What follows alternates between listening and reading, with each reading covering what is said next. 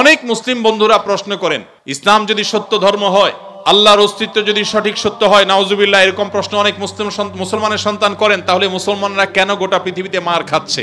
কেন ফিলিস্তিনে আমরা দেখি বোমের নিচে মুসলমান? কেন কাশ্মীরেও আমরা দেখি নির্যাতনের নিচে মুসলমান?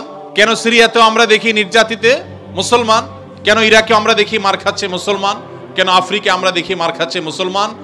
কেন বার্মায় দেখি আমরা মার খাচ্ছে মুসলমান?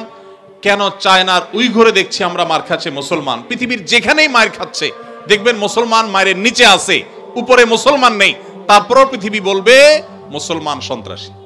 আমাদের অনেক মুসলমানকে তারা কনভিন্স করে ফেলেছে, অনেক মুসলমানের সন্তান কনভিন্স হয়ে গেছে, হ্যাঁ তাই তো, মুসলমানরা অনেক অশান্তি সৃষ্টি করে। 100 মিলিয়নের বেশি মানুষ হত্যা করা হয়েছে দুইটি বিশ্বযুদ্ধে, মুসলমানরা করেছে।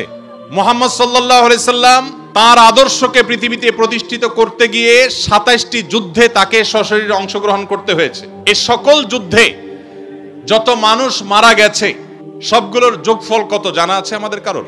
মাত্র 1000 মানুষ।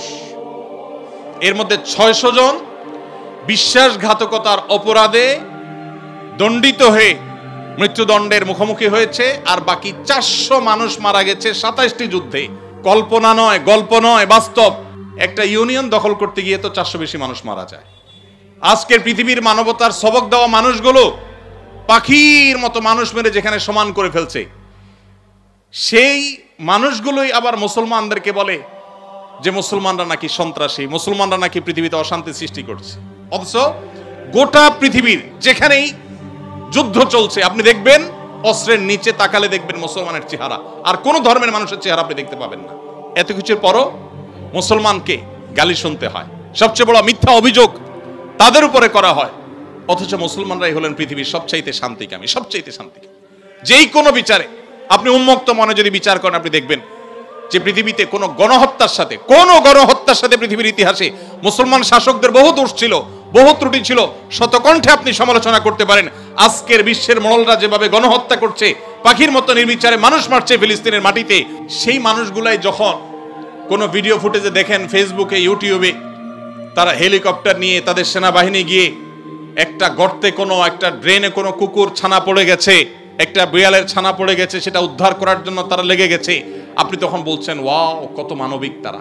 সেই তারা যখন কুকুরের জন্য বিশাল বড় হসপিটাল করছে, আপনি বলছেন কত মানবিক তারা। অথচ এরাই নির্বিচারে পাখির মতো মানুষ হত্যা করছে। এবং অনেক সভ্য দেশ আছে যেই দেশে শুধু ফিলিস্তিনি নির্যাতিত ফিলিস্তিনিদের পক্ষে পতাকা নিয়ে আপনি রাস্তা বের হবেন, রাষ্ট্রের আইন অনুযায়ী আপনি অপরাধী বিবেচিত হবেন। এখনো আছে, এই সভ্য পৃথিবীতে আছে। প্রিয় নবী সাল্লাল্লাহু আলাইহি সাল্লাম যে দিন রেখে গেছেন, এখানে মুসলমান কোণঠাসা থাকবে, এটাই স্বাভাবিক। আমার কথা গেছিল সেখান থেকে যে অনেক বন্ধু বলে কেন মুসলমানরা এত মার খাচ্ছে যদি ইসলাম সত্য হয়? হ্যাঁ, ইসলাম সত্য যে তার প্রমাণই এটা যে মুসলমানরা মার খাবে। মুসলমানরা কখনো জুলুম করবে না, জুলুমের শিকার হতে পারে, মুসলমান কখনো জালিমের আসনে যাবে না। ব্যক্তিগত পর্যায়ে মুসলমান জালিম থাকতে পারে, সামষ্টিকভাবে সামগ্রিকভাবে বিশ্ববাসীর উপরে জুলুম এটা ছড়িয়ে দিবে, জুলুমের স্টিম রোলার চালাবে মুসলমানরা সামষ্টিকভাবে, এটা কোনোদিন হয়নি, ইতিহাসে কোনোদিন হবেও না। অতএব যারা মনোবেদনা আছেন, কষ্টে আছেন, বিপদে আছেন, ভেঙে পড়েন যে এত বিপদ কেন, তারা নিজেদেরকে অনেক সময় মনে করেন যে আমি অপরাধী। না, এটা বরং সান্ত্বনার ব্যাপার। যে যত ইমানদার হবে তার জীবনে যত পরীক্ষা আসবে তার থেকে তত কষ্ট করতে হবে এবং কষ্টের মধ্য দিয়ে পার হতে হবে। ইমানদারের সাফল্য হলো যে যত কষ্টই হোক না কেন একভাবে না একভাবে কষ্ট শেষ হবে। কোনোভাবে যদি শেষ না হয় মৃত্যুর মাধ্যমে শেষ হবে। এরপরে যদি আল্লাহ তাআলা আমাকে জান্নাত অফার করেন যে বান্দা তুমি অনেক কষ্ট করেছো, তোমাকে আমি জান্নাত অফার করছি, তাহলে আমার সারা জীবনের কষ্টের বিনিময়ে অনন্তকালের জান্নাত পেয়ে গেলে এটা নিশ্চয়ই লাভজনক ডিল। দুঃখ বা কষ্টে যখন থাকি তখন আমরা সাধারণত এই বিষয়গুলোকে এইভাবে অনুভব করতে পারি না, একটু কষ্ট হয়।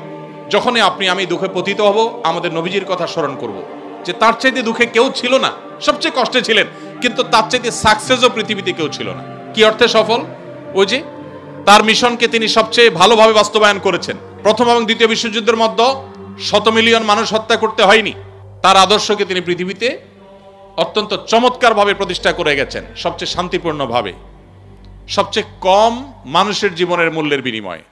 অতএব কষ্ট যখন হবে আমাদের সবর করতে হবে ওই কথা চিন্তা করে। আমাদের সমাজে একটা কুসংস্কারাচ্ছন্ন বিশ্বাস আছে, এখনো গ্রামে গঞ্জে এমনকি শহরেও অনেক মানুষ আছে কারোর যদি বিপদ আপদ পিছ না ছাড়ে, একের পর এক বিপদ লেগেই আছে, দেখবেন অনেকে কমেন্ট করে লোকটা কত বড় অপরাধী হলে একটার পর একটা বিপদ লেগে আছে, কত খারাপ মানুষ। অথচ একটার পর একটা বিপদ লেগে থাকা এটা মানুষের খারাপ হওয়ার কোনো প্রমাণ নয়। একটা মানুষ ফেরেশতার মতো ভালো মানুষ হয়েও তার উপরে বিপদ হতে পারে, বরং কখনো কখনো লাগাতার এবং ধারাবাহিক বিপদ এটা তার সততার, আল্লাহ ভীরুতার, আল্লাহর নেককার বান্দা হওয়ার প্রমাণও হতে পারে। তো এই জন্য আমরা যারা বিপদগ্রস্ত আছি তাদের জন্য সান্ত্বনা হলেন নবী করিম সাল্লাল্লাহু আলাইহি ওয়াসাল্লাম। আল্লাহ আমাদেরকে ধৈর্য ধারণ করার তৌফিক দান করুন।